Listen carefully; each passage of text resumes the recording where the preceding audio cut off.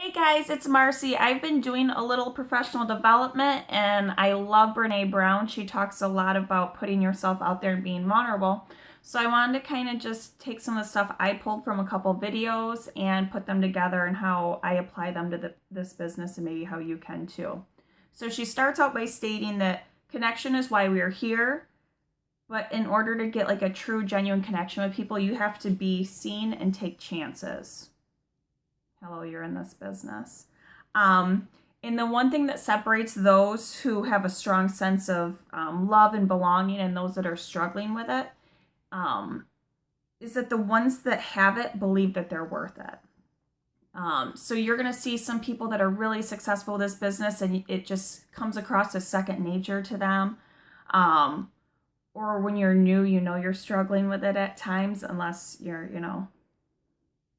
out of the ordinary when you join. So she kind of talks about worthiness and what people that are worthy and are coming across like they have their stuff all together, what they possess. And I think we're all a work in progress. There's things that we always need to work on and self assess and make better. But they have a pretty good handle on these things. And the first one is they have the courage to tell their story and tell it with their whole heart. That doesn't mean they tell all of their business, but they're able to tell and put themselves out there so that others can learn and grow and be inspired by them. Like they don't just put out this big facade of who they are, they're genuine about it. They have compassion. They're kind to themselves first and then to others. If you're constantly talking down to yourself and basically degrading yourself, like if you wouldn't say it to other people, you shouldn't be saying it to yourself. So they have a little self-respect. They have connections. They're authentic. You have to be authentic to who you are. And that just means don't try to be something you're not, because it's hard to be friends with somebody that's not just them all the time. And it's hard to pretend to be a person that you're not all the time. So it's hard to get those real, genuine connections. And being vulnerable. I know I watched one of her videos a couple years ago and I loved the video, but I was like, oh, she's crazy. You can't really do that. That's not what people do. You don't be vulnerable. You're tough. You keep your feelings to yourself and things, along that line. So, some of the things she describes as being vulnerable are your willingness to talk first, to put yourself out there, to spark a conversation with somebody. Do something with no guarantees. There's no guarantees in this business. There's no guarantees you're going to be successful, but are you still vulnerable and willing to try? And invest in what might not work. And she also described that vulnerability is the birthplace of joy, creativity, belonging, and love. So if you want those four things and many more, I've heard her talk and describe it in different ways, you have to be willing to be vulnerable and to show who you really are if you want to receive those things back. And she said it isn't about winning or losing, it's about showing up and being seen. So it doesn't matter if you approach somebody about this business and they're like, no, thank you, it's not for me. That's fine. You didn't necessarily win that round, but you've opened yourself up.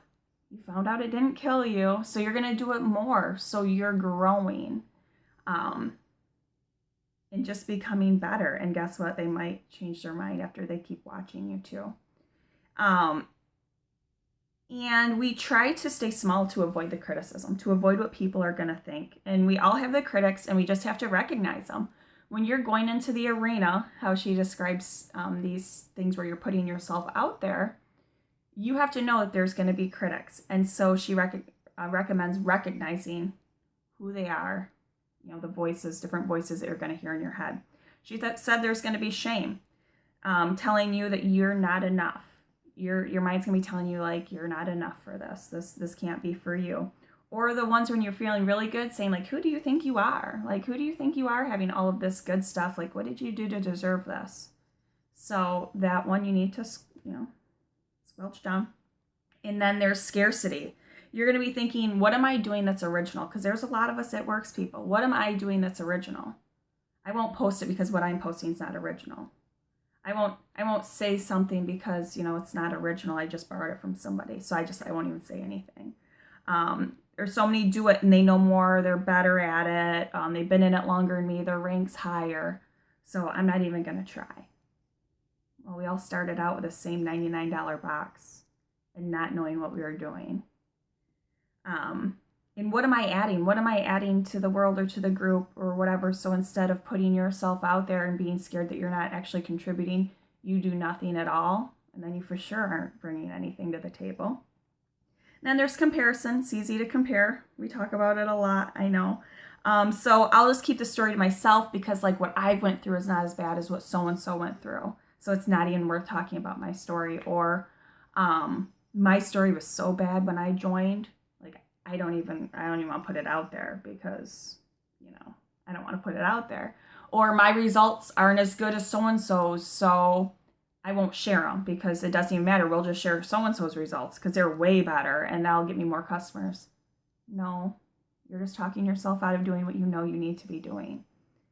The fourth seat that's going to be in your arena, you get a pick. Maybe for some it's a spouse. Maybe for some it's a negative family member or a coworker at work that's like, what is that girl doing? Why does she keep doing that? So save that seat for them. You already know some of the stuff you're going to hear from them. So that seat can be there. You acknowledge that, you're going to have those certain people. I know a year ago I had people, I was like, oh, I know every time I post, I know exactly what they're thinking. And I let it hold me back from posting. So just acknowledge it's there. Keep doing what you need to be doing.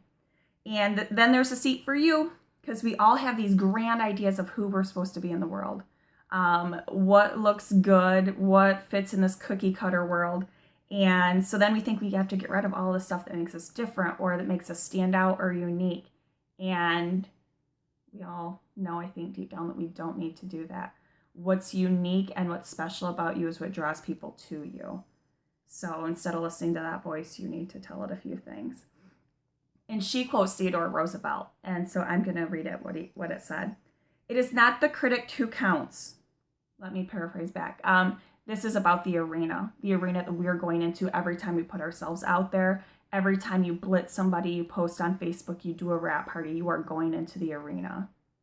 So it's not the critic who counts. It's not the man that points out how the strong man stumbles or how the doer of deeds could have done better.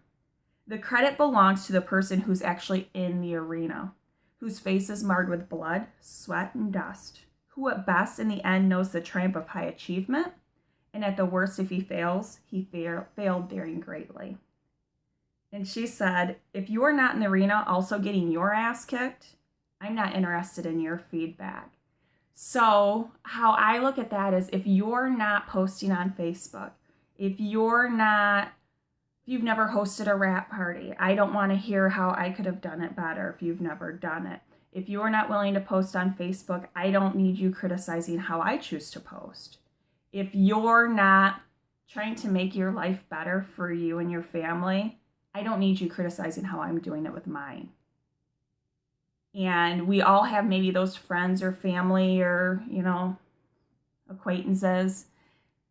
I don't need their opinion when they're going to their job that they hate and they're living a negative life they're just spinning circles. I don't need their opinion on what I'm choosing to do with my life. I don't need to hold myself back because of the things that they're saying, because guess what? What are they doing with their life? They're not in the arena. They're not trying to change their life. They're not trying to change their mindset or, just do anything to really better the world. They're just trying to rain on my parade. So I don't need it. And when you start to realize that and take that to heart and basically just say like, okay, whatever, you're going to keep holding yourself back.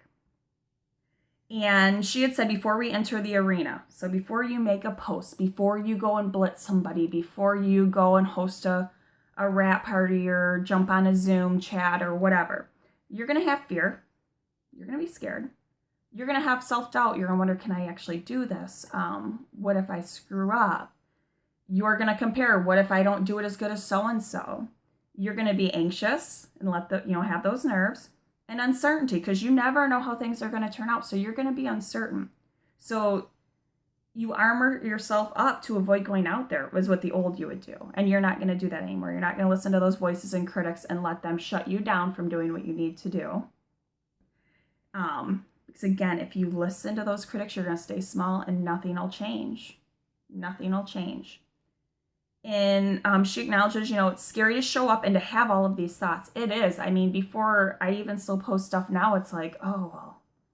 I mean, you just have all of these thoughts, especially if it's your own results pictures, or maybe you're living your life a little different because you're able to be a stay-at-home mom, or you're quitting your full-time real job, or you're not going to get a new one. And you think, like, what are they all thinking?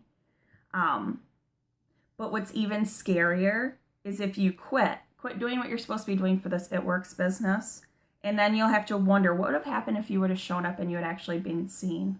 What if you would have shown up and actually put yourself out there and showed that you were excited for this business and for what it's doing for you, or for the idea of what it could do for you?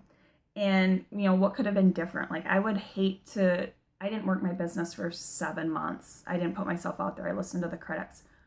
And thankfully, I don't have to say, like, I just, it didn't work for me, whatever. I started actually putting myself out there and telling people to, unfollow me and things like that, and having real conversations, so I didn't have to know what it was going to be all about. But I know I don't like regrets, so don't not work your business or not put yourself out there and then wonder, oh, maybe I could have hit Ruby, or maybe I could have been Emerald. Maybe I should have got that Emerald bonus. Well, but I was so worried that now you have those regrets. So she had said, when you're ready to show up, when you're ready to enter the arena, have a few things lined up. One is a mantra. Hers was to tell the critics in your head, you're like, I see you, I hear you, but I'm going to show up and do this anyways. I know another one is just own it and do it. Or just like, whatever you have to tell yourself, like, I'm going to post. Maybe you don't post a lot. You're like, I'm just going to start posting more. And, when you hear in your mind's like, oh, I posted like 6 times today, people have to be so annoyed with me. What are you going to tell that voice? Think of what you can tell that voice. Support. Because when you show up, at some point you are going to fail. And that's just a part of life, and that's fine. So you need to have someone that will love and support you and dust you off, and also acknowledge your failure, because you need that. Because like she had said, they're going to be like, yeah, you did that conference and it wasn't necessarily your best speech, but you know what? You showed up, you put yourself out there. You fell on your ass, but I mean, you were brave about it, so you were good. So have somebody that will support you and be like, you know what? You met for coffee and you didn't get that DT, but you know what? You tried, and that's awesome. Next time, because you're a little more experienced, maybe next time. So have somebody that'll do that. And we also, we always invite our critics, and what are the negative people going to say? She said, don't forget to invite your fans. And instead of focusing on just winning those critics over and like, gosh, I bet you if I post one more creative thing, like they'll join me, or, whatever. Instead of focusing so much necessarily on that, focus on the positive feedback you're getting from your team, from the people in your life that are just noticing a positive change in you. Focus on that, and post more, or blitz more, or cold message more, and just think of like, I'm going to do this, and I'm going to tell, my team, or post on my team page, and they're going to be like, oh my gosh, like I'm so excited for you. So as you're thinking about trying something crazy, like, posting your results pictures, be like, I'm going to do it because I know my fans, my Facebook fan family of It Works people or whatever, they're going to be so excited for me, and I can just hear the encouragement come rolling in. And that might be a little helpful too.